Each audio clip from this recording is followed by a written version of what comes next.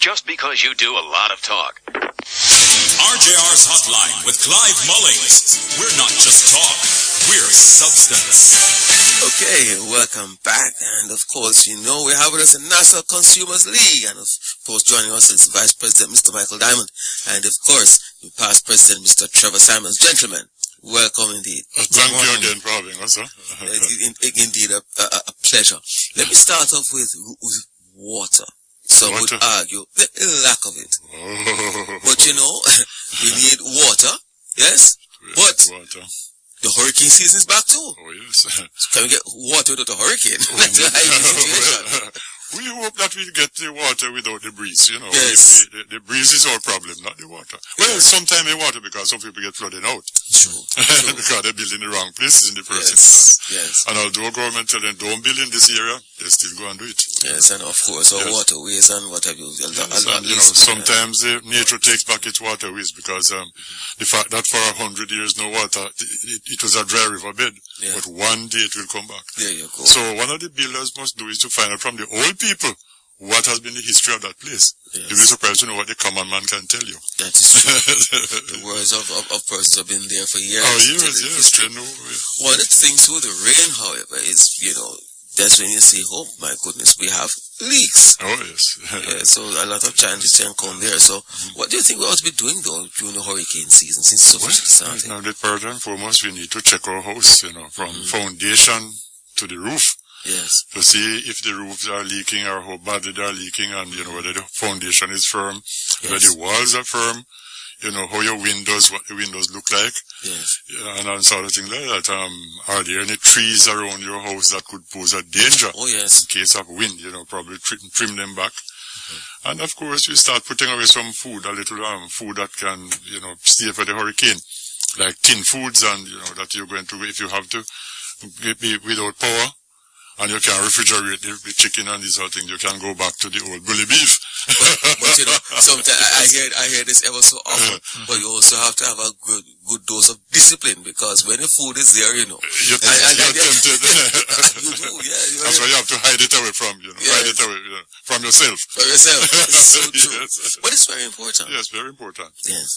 Yes, and the lamps and the portable radio and all these other things. And follow the news and clean the drains and all sort of things like that. Listen to the weather forecast. Yes. Yes. And take them seriously. Take them seriously. I think that I reduce it to the post and the pre-Gilbert and post-Gilbert, and a lot of minds were focused after Gilbert before people just wanted to see a hurricane. Because we didn't have one for 30 odd years. Yes. And even although we didn't have one for 30 odd years, the people who were around for 30 odd years did not remember what Charlie was like in 51. Yes. So God forbid we go that way yes. again. So that's so important. But you know, in terms of how we deal with things, I want to go now to those look very briefly at, and Michael, you can come in here, in terms of prices. All right. One of the issues that we're still seeing is that, for instance, you know, Jamaica is a free market economy. Yes. Yet it doesn't mean we do as we like, right? And oftentimes their merchants and consumers must be reminded that the Consumer Protection Act covers both. You know, you have a responsibility even though you have rights. And what we're finding is that merchants and some providers, even though they establish their business, they would set rules that that's basically advantageous for them, but yet still it is contrary and it is illegal in Jamaica because it goes against the Consumer Protection Act. Yes. And, you know, without getting too much into it right now, the blanket no refund policies. Again, you know, we remind our consumers, we remind the public, the no refund blanket policies is illegal in Jamaica. It is against the Consumer Protection Act. Yes. And that is something that we're going to continue to educate on. One of the things we want to highlight is the double pricing. Oftentimes you go to the supermarket and there may be two prices on the shelf for the same item, right? And again, you know, when we hear these calls, you know, we have to address it. And what we want the consumers to know, what we also want the providers to know, when there's a conflict in price, the lower price goes to the benefit of the consumer, right? So emphasize. Exactly. Are aware of this. Some are aware and they're doing a very good job of enforcing it, but then we have others who are pretty resistant to it and attempt to take advantage of the consumer because of their ignorance. So once you see an item on the shelf and you take it to the checkout counter, and if that price is higher, then the lower price that was displayed to you on the shelf is what you get.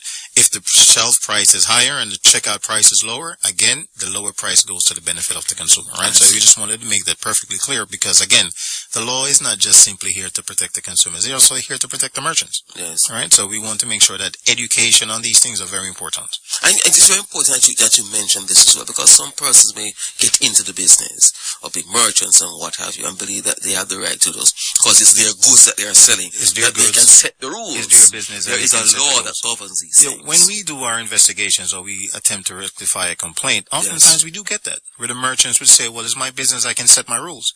You operate in Jamaica, you must respect the laws of Jamaica, and you must inform yourself of these laws, or you get some legal advice on these matters. Because, again, we don't just want to have a heavy hand when we go about resolutions. We also want to educate our merchants and educate our consumers in those regards. Yes, and there's a critical law, we call Sales of Goods Act, which people in this business should know about. Yeah. But there was passing a place and a big sign at the outside. You could read it from the road because I wasn't in there. And they said no refund, no on purchases. That's what the big sign was telling me, which I could read from the road. So I said to myself, why would a person want to go into that place to patronize them? Yes. Stay away from there. So now, as a consumer, we need to be informed and not be bashful about what we can or what we're entitled to. Absolutely. In another light to an advantage for the merchants as well, is that when we get a complaint to resolve, the most important thing that we often ask you is, do you have your receipt? Right? The receipt is your proof of purchase. Yes. Now, merchants are not, and I repeat, are not obligated to give you any assistance if you fail to provide that proof of That's purchase. your evidence. That is your evidence. So it is your responsibility to actually protect and care for that receipt and to produce that receipt when that time it requires. So again, we don't want it to always be a situation where the merchants feel that they don't have some protection, but the merchants are protected. Your proof of purchase is that receipt. Without that receipt, that merchant is not obligated to do anything for you. Of course, some will do it out of discretion, but again, we would rather to know that the law empowers them and empowers you as well. So protect your receipt, ask for your receipts, because merchants can actually be punished for not giving you a receipt. So the law is there for us, and then we as consumers have to make sure that we continue to be vigilant where these things are concerned. Very good point. But we as consumers too, we have certain responsibilities, because although we might produce a receipt, if we willfully damage the goods, they are not obligated to take them back. Absolutely. If they can see evidence of mishandling and improper handling of the goods, then they are not obligated to take them back, receipt or no receipt. Yes. But once you return the goods within the time specified and in good condition, they're supposed to rectify whatever you purchase. Absolutely. Either by repairs or by refund or by whatever, replace or whatever. But somewhere along the line, both sides have a responsibility. And what underscores this is the need for good faith. In other words, it is indicating that you're seeking redress, you ought to be entitled to it.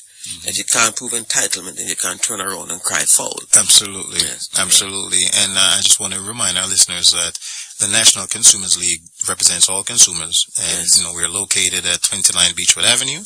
And our telephone number is 876-926-6388.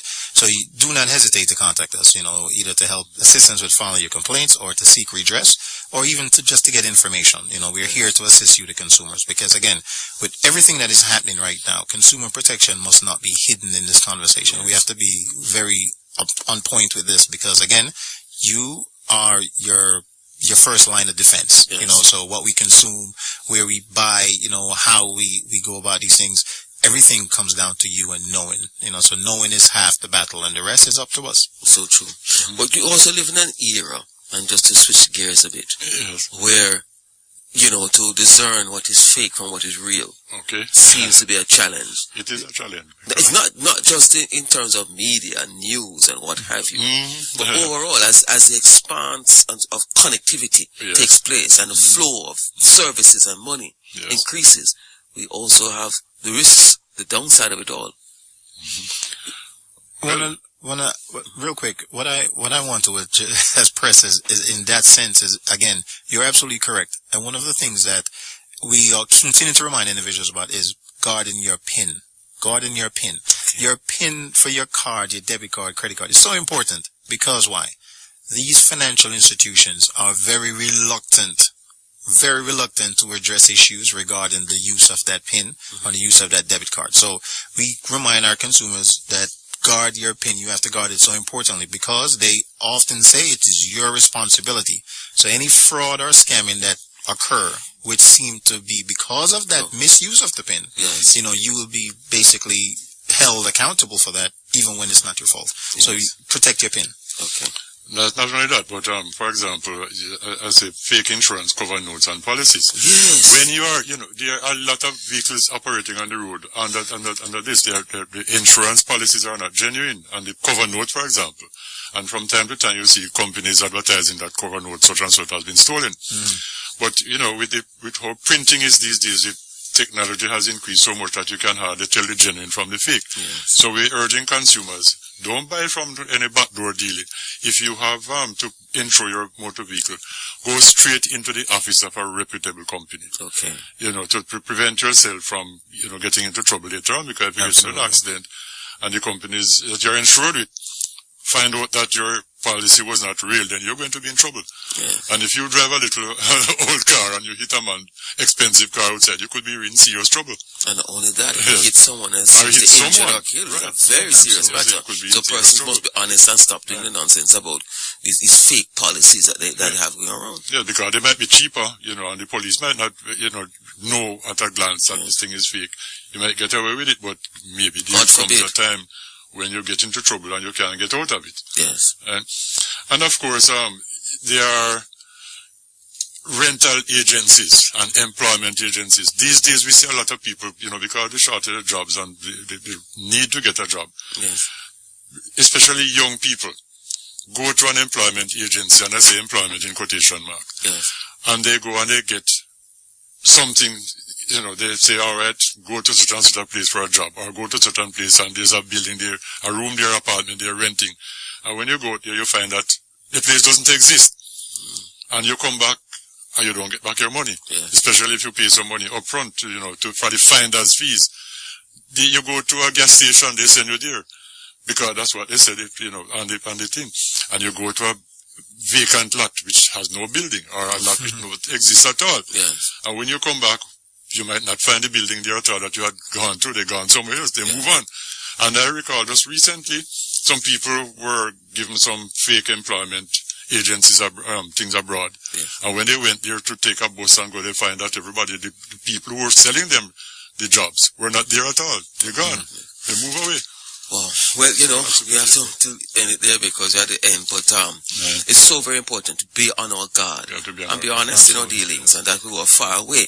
And again, if it seems too good to be true, chances are it really is. And if you have to pay something up front, always use it as a sign to be more critical. Thank you so much. Mr. Michael Diamond, Vice President of the National Consumers League, and Mr. Trevor Samuels, past President of the League. Thank you so much for sharing Thank you for having us. Thank you for having us this morning again. 379